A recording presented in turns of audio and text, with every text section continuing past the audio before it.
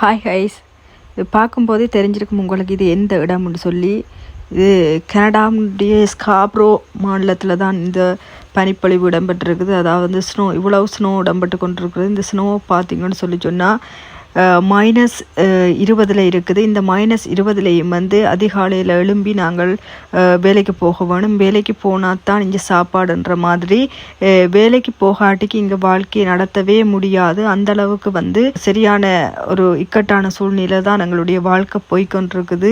நாங்கள் வெளிநாட்டில் வாழ்கிற வாழ்க்கை சில பேருக்கு தெரியாது. எங்களோட ஊரில் இருக்கிற சனம் சொல்லுவினம், உங்களுக்கு என்னப்பா நீங்கள் சுகபோக ராஜபோக வாழ்க்கை வாழ்ந்து கொண்டிருக்கிறீங்க, நீங்கள் வெளிநாட்டுக்காரர், நல்ல உழைப்பு, நல்ல காசு வருது, நல்ல சந்தோஷமா வாழ்ந்து கொண்டிருக்கிறீங்கன்னு சொல்லி. ஆனா இதுதான் வாழ்க்கை. இது ஒரு ஜெயில் வாழ்க்கையை விட ஒரு கவலமான ஒரு வாழ்க்கையாத்தான் போய்கொண்டிருக்கு. ஆனா இங்க வந்து பாத்தீங்கன்னு சொல்லிச்சுன்னா அப்படி ஒரு 4-5 லேயர் போட்டுக்கொண்டு தான் நாங்க வேலைக்கு இறங்க வேணும்.